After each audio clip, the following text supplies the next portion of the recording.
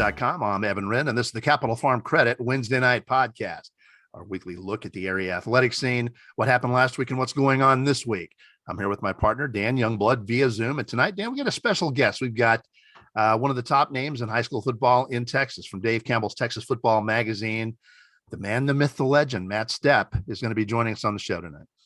Yeah, I mean, I think you kind of hit the nail on the head. Matt is a guy that is very well known around the state for his coverage with Texas football, and even before that with the Old Coach Network. He's been around Texas high school football for a long time. And the thing I really like about him is he's a good guy. I mean, he's a really, really nice guy, and it's been really cool to kind of get to know him over the years. That's one of the things that I really enjoy about this job is you do meet, sports writers from across the state that you kind of are able to get to know a little bit. And when you see him at different events, it's really a cool deal. And he's been one of those guys. So it's going to be fun talking to him about our teams and about his coverage throughout the state. So I'm excited to have him on. Not only is he a nice guy, but it's one thing to tweet things out and, tweet things out about football. When you talk with Matt, you genuinely start getting an understanding. He has a really good understanding of the game of high school football. He has an in-depth. This guy wanted to coach at one point. He has a very good knowledge of the game, and most journalists, a lot of journalists just don't. They can pretend like they do, but they do not. Matt Stepp does have it. Yeah, and one thing that's kind of along those lines that's interesting is that. That he's done such a good job of building a network as well. And I think that kind of goes into being a nice guy and treating people right. So he has so many contacts throughout the state. So like you mentioned his social media presence, it's really hard to beat him on a coaching hire or those sorts of things, just because he is so in tune with what he does and has so many, connections across the state. And I really respect that. I think because it takes, it's a challenge to build that type of network, to build that kind of rapport with that many sources. And I think you and I have both done a good job throughout this area. And we take a lot of pride in that. But I think he's the guy that's done that throughout the state, and I respect that as well. That's an enormous challenge. I can appreciate the challenge he's facing because the big country's big. It's huge, and that's a challenge by itself. This guy's trying to lock down the whole state. That's a tremendous challenge. And before we jump into tonight's show, we need to thank our primary sponsor, Capital Farm Credit, with offices all over Texas, including Stanford and Abilene. Buy your own slice of Texas with Capital Farm Credit. Together, we're better. And we're just going to briefly touch on last week's ball games, Dan, because we're going to be talking about our ball clubs this week with Matt Stepp. So we're just going to touch on some of the scores we had, and with that, we'll start off in Class 2A, Division II. The Albany Lions handled Windthorst. It was a close football game. Some people thought they'd blow Windthorst out. I was not one of them. I thought that Windthorst, they were just too good to blow out, but Albany got the job done. Yeah, winning that game 28-14. Two scores, I think, is a close game, certainly closer than a lot of people expected. But I think the thing about that game was that kind of like the same way they did with Munster the week before, they did so well on the defensive end that they were kind of able to get out to a lead that they weren't going to relinquish. So yeah, Albany's playing really, really well. I picked against them in the Munster game and kind of decided I'm not picking against them the rest of the way. They've I'm not going to make that mistake twice, but playing very, very well. And then they've got Stratford at 13-1 this week at Lubbock's Lowry Field on Thursday. So should be a fun matchup. And like you said, we're going to talk more about that one with Matt here in a little bit. All right. A game that I was on hand for, Hawley over Cisco, 17-14. Hawley erased two leads to come back and win that one. That was a great ball game. Yeah. And I think Hawley just showed the same thing they did in that Coleman game, just that this is a tough, both physically and mentally, a tough football team that is capable of winning in a lot of different ways. So a very impressive win, because when you play Cisco this time of year, Cisco's Cisco. There's an aura about that program. They're used to being here. Regardless of what happened in the regular season, they were good during the regular season, but when they get to the playoffs, that's a different football team. So to go out there and not only win that game, but to come from behind and do it that way, very, very impressive. Another game I was on hand for in Arlington, Brock dominated Whitesboro, and that was a very good Whitesboro team that Brock just had its way with. Yeah, and not terribly surprising, particularly given the fact that they did the same thing in district play, but that is a good Whitesboro team. I think that's the thing that you kind of have to realize is that Brock is making a lot of really good teams look bad right now, which I think is kind of the story. They're going to have an undefeated team this week in Mount Vernon, but the way they're playing, it's hard to pick against them right now. They're just playing very, very well. And last but not least, Stephenville over Melissa, a come from behind win for the Jackets, second straight come from behind win for them. That was a great Melissa team that they squeaked by. Yep, and the same way with Albany, I picked Melissa in that game, and this is my mea culpa. I'm done picking against Stephenville for the for the rest of the year. I'm going to live or die with our teams, and that's one thing. You and I were tied going into a couple of weeks ago, and those two games have separated us. So if I'm going to lose to you, I'm glad that our teams have proven me wrong to get there. So I will. Well, you won last year by cheating. I think you and I both know you were past posting. That's yeah, what you were doing. I made my picks on Saturday, but yeah, That always helps. Yeah, but Stephenville, that Melissa game, down 7-0 at half, get the pick six to tie it, and then go on a little run to get up 24-7 again. That's a really good Melissa team.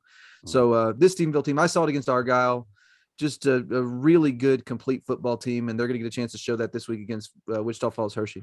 And with that, before we bring on tonight's guest, Matt Stepp of Dave Campbell's Texas Football Magazine, we want to thank our sponsors. First and foremost, Capital Farm Credit, who brings you these Wednesday night podcasts throughout the school year. Also, for the love of the game broadcasting, and our old friend Terry Slavens, owner of K-Legs 93.5 FM out of Breckenridge, KATX 97.7 FM out of Eastland, Classic Country AM 1330 out of Graham, 94.7 FM KWKQ out of Graham, KROO 1430 AM out of Breck, and KWBY 98.5 FM out of Ranger. That is for the love of the game broadcasting. Also, Rob Durham, sales consultant at Bear Chevrolet Buick Cadillac up in Breckenridge. Rob's one of the nicest guys you ever want to meet. And if you want a new vehicle or used vehicle, if you're in the market, give him a shout at 254-559-2266. Again, that's Rob Durham up at Bear Chevrolet Buick Cadillac in Breckenridge.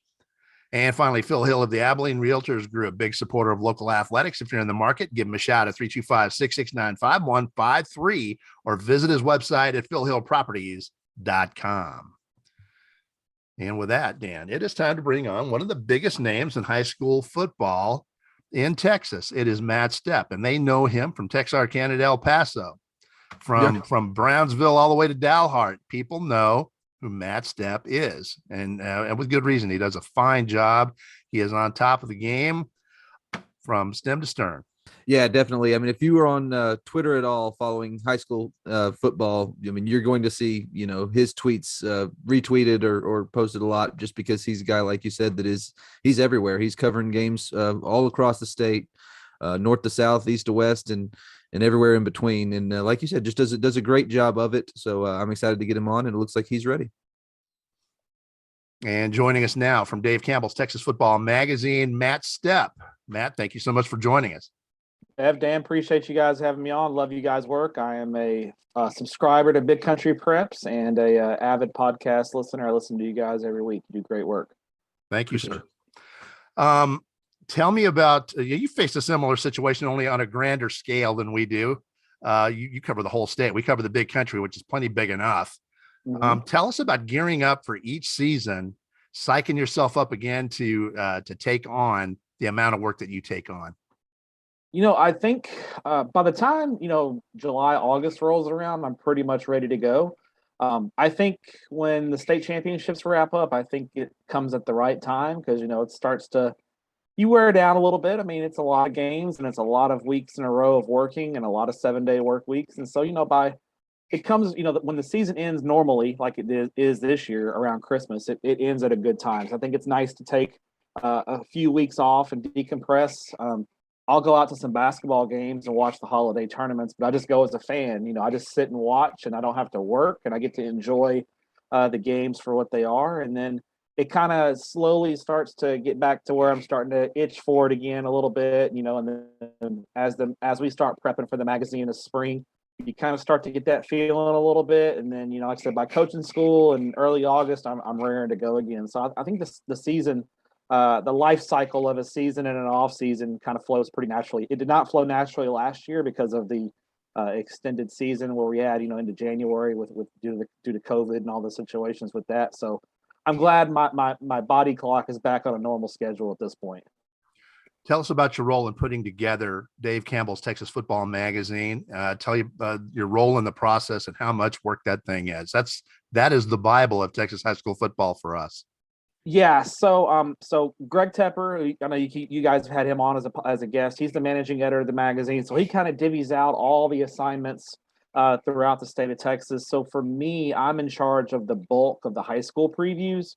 So, which in I think this year I wrote, I think 500 of the high school capsules this year because I have Dallas, the greater DFW area, and the greater Houston area, which obviously the two largest metro areas in the state with several hundred schools in each one. I also do the Rio Grande Valley and the El Paso area as well. So after it's all said and done, it ends up, I think it's like 485 high school capsules that I write. And so I'm primarily in charge of that. And then because of my contacts across the state of Texas, as we get late in the process and we have stragglers, I'm calling those coaches all over the state, no matter where they are, emailing them, texting them, asking them to get their information in, verifying their information is correct as far as we have a right email address, a lot of data stuff on the back end. And then when it comes to ranking time and those kind of things, I have input along with the rest of the team as far as where the rankings should fall, as far as the top 25s go, and those kind of things. Yeah, Matt, like Evan said, obviously you and the whole Texas football crew do a great job of covering the football statewide. So y'all have a whole lot of teams y'all are covering. I just kind of want to ask you about the challenge of kind of staying on top of that much information and remaining knowledgeable on that many teams. Just kind of what is the challenge in there? Well, I mean, I think the biggest challenge is I can only be in one place at every, on per day. So, there's so many great games going on in the regular season. And even with our whole crew, if we go, me, Tepper, and Ashley and Ish all go to a game Thursday, Friday, and Saturday, that's, 12 games. And there's 500 per week across the state. So you can't be in more than one place at once. So, the biggest thing I try to do, writing all the previews helps, just to have a kind of a working baseline knowledge of the teams. And then, I have a 45-minute commute one way to my day job. This is my part-time job. So I have a day job and I live in South Fort Worth and my job is by the airport. So, Dan, traffic in the Metroplex, it's not like in Abilene, where you can get from one side of town to the other in about 10 minutes. It's a 45-minute drive. So I've got some commute time. So I listen to podcasts like yours that to keep me updated on the big country. I listen to podcasts up in the Panhandle, South Texas, Houston, East Texas, Austin, San Antonio, to keep myself kind of with a working knowledge of the local areas. If there's any things that I'm missing, I try to watch a couple of extra games per week with the online streaming now being available. That's really helped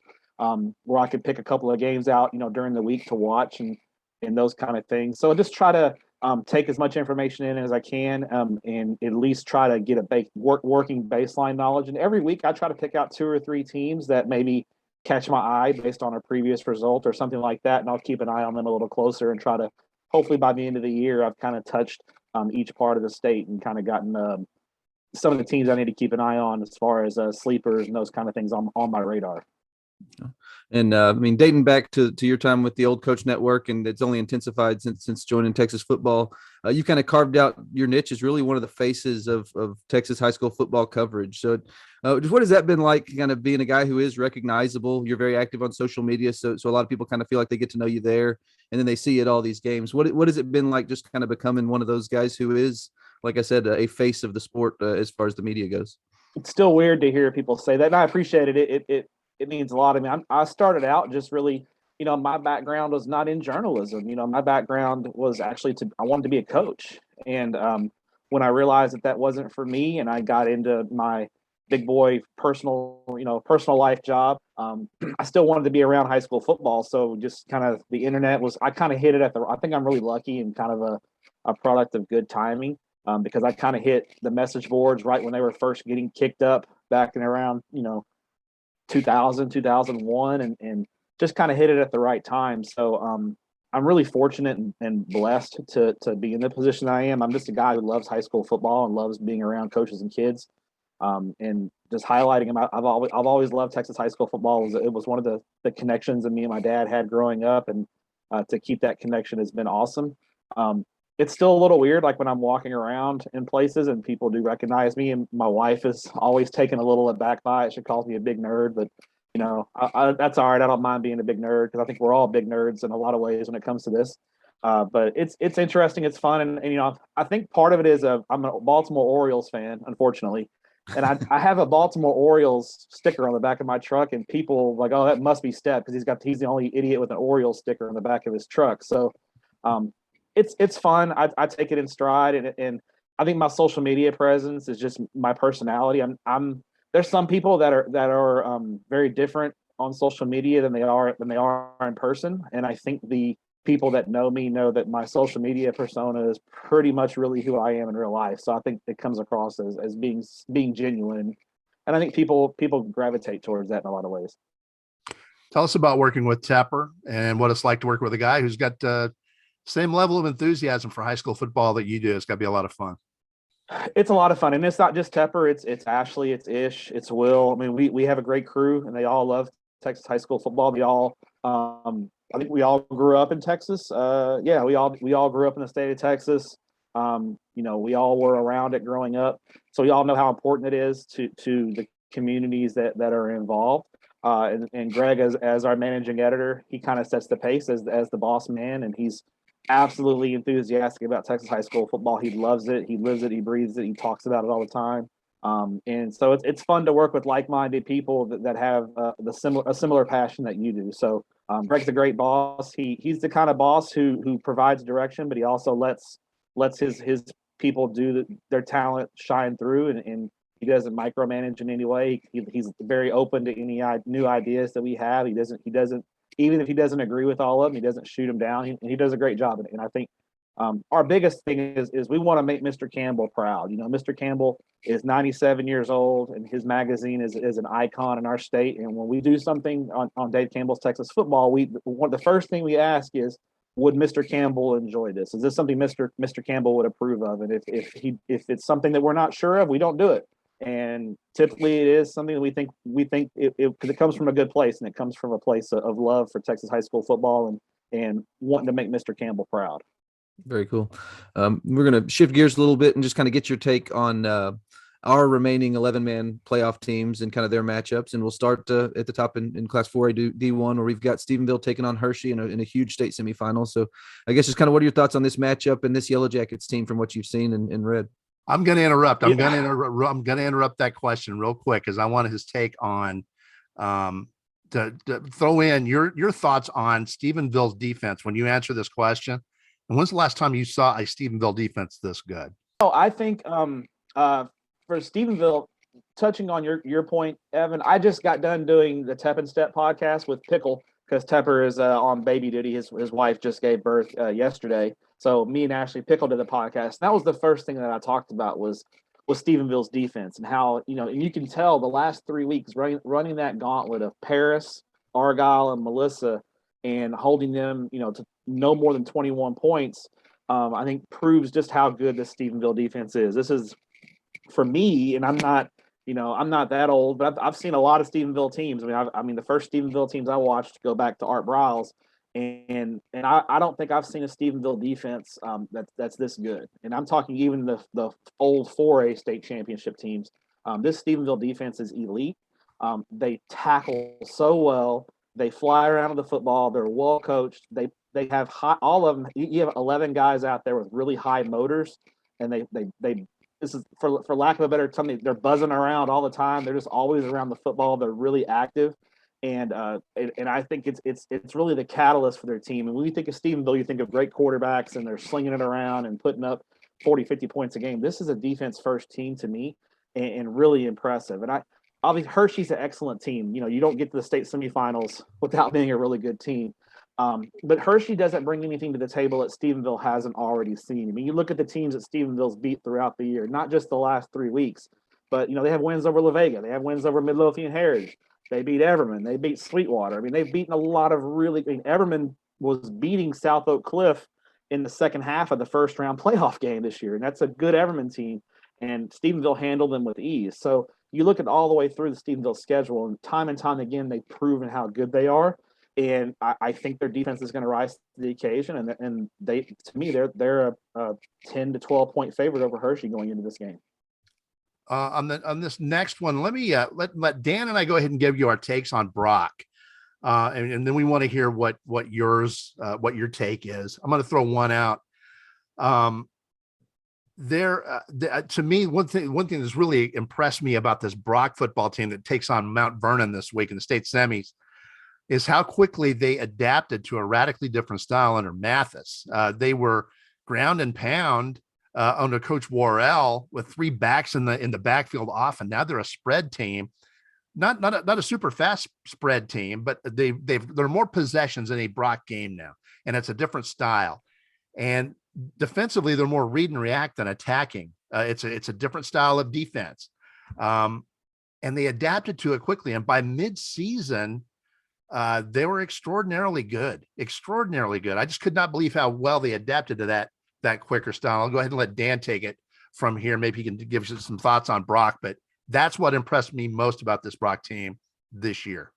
Yeah, and that was probably my biggest takeaway too, is just how quickly they did make those changes you talked about, because it is kind of a radically different style on offense, and then a different style defensively in terms of, like you said, it's less of an attacking style with the press man and those sorts of things. But I covered that district during the season, doing our district reports, and you could just kind of see week by week, you could see them getting better and better and better to the point where they were beating up on really good teams out of that district. When you talk about Whitesboro, Pilot Point, and really several others. I mean, there were several, like 4 or 5 really good teams in that district, and you could just see the scores were getting more and more lopsided. And then they get the district and do what they did to Jim Ned. I think it kind of that was kind of the one that I think everyone's eyes were open at that point. But at that point, you're thinking, good gosh, they're the favorite. I mean, but what are your thoughts just on them and kind of this matchup coming up this week?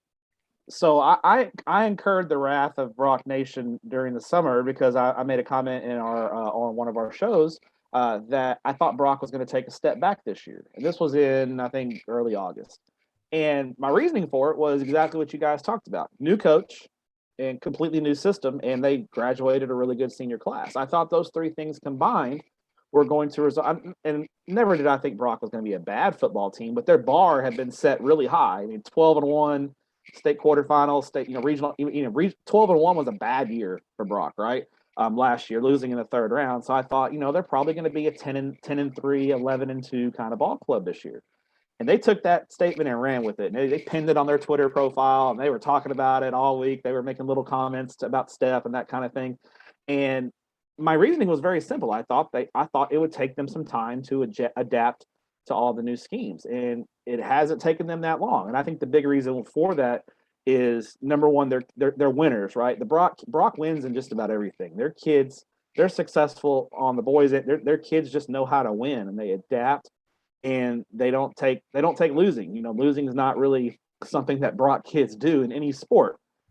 They have the perfect quarterback to run that scheme in Tyler Moody. I feel like if they had another quarterback maybe that didn't grasp that system or didn't throw the ball quite as well as Moody does, then things wouldn't work.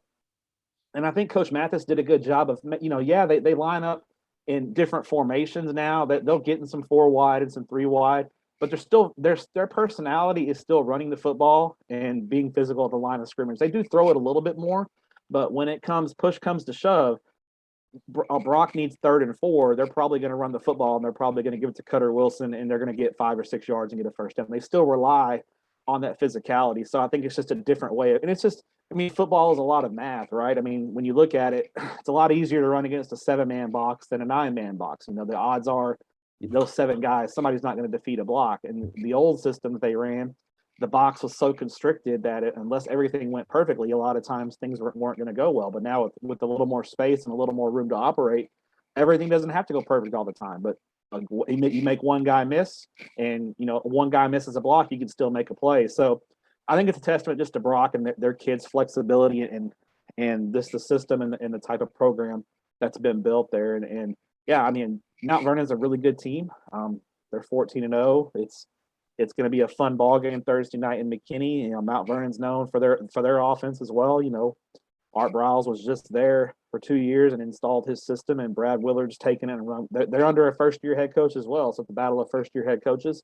But I feel like Mount Vernon last week, getting tested by West, only winning 24-13 and needing a defensive score to really put that game away. Gives me a little bit of pause, and Brock, I feel like, is playing their best football at the right time. So I think the Eagles are going to punch a ticket to Arlington this week. I get the feeling that if Brock had a mahjong team, they'd be the threat for a state championship. It doesn't matter what they do. You know, it Yeah, doesn't they're great at what everything. doesn't matter. You know, they'd be good at it. Yeah, it's just the mentality there at Brock. You know, they were, you know, for a while there they were known just as a basketball school, and then they got really good at baseball, and now they're good at track and field and football, and their girls sports are all real good. It's just the mentality there. They're good in girls track. They're good in girls softball. Good in girls basketball. It's everything they do. They're very good. I was going to ask you one question.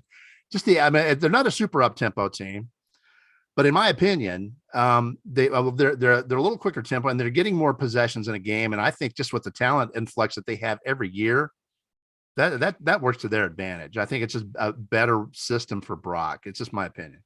And they have better depth, and because they're able to, you know, they can tempo teams if they want, and if they don't want to tempo teams, they still can shuttle in fresh guys. And you look at a lot of their games, and in the third and fourth quarter, they're just wearing people out. And I think everything lines up for them. And I agree. I think a system like they were running before probably worked really well at the beginning when maybe they were kind of in their infancy, the program's infancy, and they were trying to get things established. But now once they've gotten established, I think opening up a little bit, still playing physical football, but being a little more wide open, being a little bit more multiple, and being able to take advantage of your strengths, which is your depth and your number of athletes you have, getting them on the field, I think has paid big dividends. And it's a credit to the kids, and it's a credit to Coach Mathis and his coaching staff. He's come over from Weatherford, and they've done a great job. And so they deserve a lot of kudos as well. That's no disrespect to Coach Worrell, who did an outstanding job. They're a wonderful job. He did. He's a great coach, and he did a heck of a job at El Campo this year. Sure. And moving from a team that has been there quite a few times in the last several years to one that is kind of a newcomer to this stage, but has been building to this point for a long time, dropping down to Class 2A D1, where you talk about physicality. This Hawley team has shown that the last 2 weeks, beating an exceptional Coleman team by 2 scores, and then handling Cisco last week in a come-from-behind game. So a team that's really been tested, and I think this Hawley team's one. We've been talking about that defense all year too, and this year, really, really special group. Just what are some of your opinions on this group and this matchup? So, you know, I saw the Coleman game in person, and was super impressed with Hawley, their defense. Up front, they're great on both sides of the ball. Their offensive line probably isn't what it was. Was it last year or the year before? They were great on the offensive line. 2 years exceptional. Last year they were still really good though. Yeah, and they're still really good this year. To me, I told Coach Abel's post game, I felt like this Hawley team was kind of a perfect blend of all those good Hawley teams. You know, you go back to the Quay Stokes teams when they were slinging it all around and throwing it all over the field. They can still throw it when they need to, but they can run behind the big guys up front. They've got some good skill position players. I know obviously Austin Compton was out last week, but I saw him against Coleman. He's a good running back, and Deontay Ramon and some of the other receivers they have can make plays. And then you add in the defense. This is kind of a blend of all those good Hawley teams in the past 4 to 5 years, and they kind of can do a little bit of everything. So I know. And then Ramon moved over to running back last week and had a heck of a game there in that win over Cisco, just to show his versatility and the ability of Hawley to overcome some adversity against a really good Cisco team. And the Lobos are the Lobos, right? Everybody knows the Cisco Lobos when you talk about them on a statewide basis. So Coach Abel's squad has done a heck of a job. They've got a big challenge this week against Marlin. Marlin is going to be, by probably a factor of 5, the most athletic team that Hawley has seen all year at the skill position. I mean, Marlin's got some D1 guys. They got a 4-star kid, Gied is his name, big time player. I've seen Marlin in person. They are very fast. And if you think back, Marlin's a unique story because, you know, when they were 3A and 4A in the early 2000s, they were a powerhouse in the Waco area, producing Division I talent left and right. And then the school district had a lot of issues academically. The town shrunk, and they went from a 4A school. They played Atlanta in the state championship game in 03 or 04. And in 15 years, they went from a 4A school to a 2A Division I school because the school district had such issues that kids were leaving, that kind of thing. They brought in some new administration a year and a half ago, and the school district's kind of got things turned around. People are moving back in, and they've gotten a lot of kids that were from Marlin that have moved back in the past couple of years. I mean, their quarterback transferring in from their quarterback was Everman's starting quarterback last year. His mother is from Marlin, so they've got a lot of kids that are coming back, and so their talent level has gone from about 0 to 50 real quick. They're a really outstanding team. They're not, I wouldn't say they're great up front on either side of the ball, I think that's where Hawley has a huge advantage. I think they'll be able to get after Marlin's quarterback and pressure him and then control the football. But if they let those Marlin athletes get in space, there's going to be some challenges there for them in the open field. So I think Hawley's got to kind of keep the game in front of them and wear down Marlin, because Marlin doesn't have depth or the size and the trenches that Hawley has. Yeah, and I think one other big factor is going to be special teams. This Hawley team has been really good in the return game. And I think in a game like this, I think you may need to pop one, get a long return to set up a short field or to get a score even, just to kind of stay offensively in the game. So, but I think it's gonna be an interesting one. Actually, that's one of Hawley's biggest advantages. That's probably the best special teams that I've seen out of any small school this year, or even maybe the last 2 or 3 years. They're exceptional. So that might be, if they play well defensively, that might be one thing that can help them against Marlin. It helped them against Cisco. They won on a field goal. So that's one thing that they might use to stay in the ball game. I agree. Marlin's not real good on special teams, and I do remember noticing Hawley's soundness in all phases, not just the return game, but the punt game, the field goal game, the kicking game. That they can play the field position game. That their punter has the ability to place punts and pin people deep. Their kickoff coverage teams are good as well. They're sound in the snapping game and the holding game, which you don't often see at the 2A level. So it's an astute point, and I think Hawley will have a big edge there. But I know, like I said, I think the one thing, if you're a Hawley fan, to watch out for, and Dan, having gone to school in the Waco area, knowing the kind of talent that Marlin has produced, you got to keep those guys in front of you, not let them win those one-on-one battles in space, because that's really where Marlin's going to hurt you. I don't think they're going to hurt you between the hashes. I think they're going to hurt you on the edges. All right, let's move on to Class 2A Division II. We have a matchup between Albany and Stratford, and Dan and I have been pretty high on this Albany ball club really since the season began. We thought that this could be a very special group for Albany. They have all the pieces. They're playing they can run the football, which is stock and trade for Albany, but they Chapman's thrown pretty well at the quarterback position. They have good receivers. But one thing that a lot of people have overlooked is the fact that this Albany defense has been really terrific all year long. They're giving up less than a touchdown per game. In your estimate, how does this Albany team stack up with, say, the Albany ball clubs that we saw maybe 5 or 6 years ago that had reached the state championship? Are they on that level? I think so. I think they really are. I love the Newton kid at running back. I think Cole Chapman is a really good operator of that offense and can do a little bit of everything. I think this Albany team, maybe skill-wise, top to bottom, may be a little bit better at the skill spots than those teams that lost to Rashad Paul and Bremond in back-to-back state championships, and was that 14 and 15, I believe. I don't know if they're as good up front. It's hard to tell on film. I'd like to see them in person to really get a good view. Those Albany teams that played for those state titles were very good in the trenches. I'd like to see that, but I think at the skill spots they're every bit as good, maybe even a little bit better. And they've proven it. And back-to-back wins over Munster and Windthorst. I mean, that's the defending state champs, and Munster beat Windthorst in the regular season. So 2 outstanding wins. They're going to have their hands full this week. Stratford is a tough matchup. I think Stratford is really good up front on both sides of the ball. They've got a great quarterback in Cody Rennie, but I think Albany's edge in this game, unlike Hawley, I think Albany's edge is at the skill positions. I think they're a little bit better than Stratford at the other skill spots. So I think if Albany can push the tempo of this game a little bit, get Stratford out of their rhythm, I think they'll have some success. Stratford's tried to, Stratford for a long time was just known as a ground and pound team up there in the Panhandle. They were known as one of the most physical teams up there. They've opened things up a little bit. Their coach started getting them playing. He felt like if they wanted to take the next step, they were going to have to play. They were going to have to be able to throw the ball a little bit, because they just couldn't throw the ball. And so they started playing a little 7-on-7, and they went to College Station this year and played a little bit better. And it's helped them a little bit, with Cody Rennie at quarterback, but their personality is still running the football and being physical. I think Albany is going to have an edge at the skill spot. So I think if Albany can get this game a little bit more up tempo, I think they'll have an edge. I don't think Stratford wants to get in a shootout with the Lions. And it's funny you say that, and that's one of the things that's really kind of impressed me about Albany probably the last 8-9 years now, is just the transition that Coach Denny Faith has made from they were so run based back in their old I offense early in the early days, in that I formation, just rounding and pounding. And now they have gotten so much more multiple offensively. And I think that has made that's an additional weapon they've had against these types of teams. I'm eager to see, like you said, they've got 3 or 4 really good receivers they can go to. Cole Chapman's done a great job operating the offense. And then you mentioned Jaheim Newton is a guy that who can really pound you in the run game too. So I've been impressed just with the way they have kind of adapted to a team that can win shootouts now. That was kind of maybe a weakness before. I think at a small school, especially, you have to be a little bit more flexible with your schemes and your systems, because your talent's going to ebb and flow so much at the small school level. You may have one group that comes through, like, Hawley is a great example of that, right?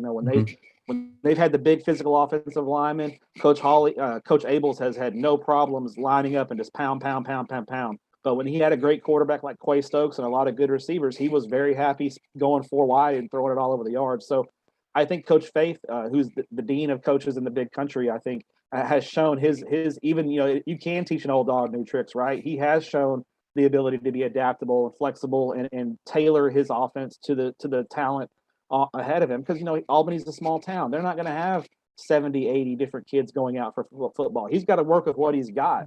And if he's got 5 or 6 really good wide receivers, it makes sense to try to tailor an offense and tailor a scheme to take advantage of those strengths if you have it. And I think if he had a big physical offensive lineman and a 215-pound running back, you might see him get in the I formation and go back old school if need be. So I think the key in those small schools is really tailoring your schemes to fit your personnel. And just a couple more, and we obviously know that you do a lot of traveling and see a lot of stadiums. You've been to stadiums all over the state. So we wanted to kind of localize that here. And just what is your favorite? Obviously, the Sweetwater Mustang Bowl is a favorite of a lot of folks. What is your favorite big country venue? I mean, the Mustang Bowl is definitely number one for me. I love that place. It's got so much history and tradition, and it's a very unique stadium as well. I'm a fan of. I actually went to Sandifer Stadium at Abilene Wiley a couple weeks ago, and I thought that was a really, really nice stadium as well. I love Shotwell Stadium. I'm actually visiting I'll be at Shotwell Friday night for the Lubbock Cooper South Oak Cliff game. So Shotwell Stadium has the best Frito pie in the state of Texas in the concession stand. Absolutely, I can attest. No question about that. I've had a few Frito pies in my day. But I love what Stephenville did, the remodel with Tarleton Stadium. Yeah. I think that's an incredible stadium now. They did a fantastic job with the remodel there. And for the small schools, I like Cisco's Chelsea Field. I think that's a great little stadium, and every time I've been by there, I've always had a good time. And then I guess, but if I had a favorite out of all of them, aside from the Mustang Bowl, I think it's probably Buckaroo Stadium in Breckenridge. I think they just kind of fit that stadium right inside the school there, and there's not a lot of room to work with. You could tell when they built it exactly to fit where it goes, and they got the pump jack right behind the home bleachers there. It's a cool, unique stadium, and I was glad that I got to see a game there a couple of years ago. So I think aside from the Mustang Bowl, which is the easy one, I'd go with Buckaroo Stadium in Breckenridge. All right, Matt, important question time. This one's important.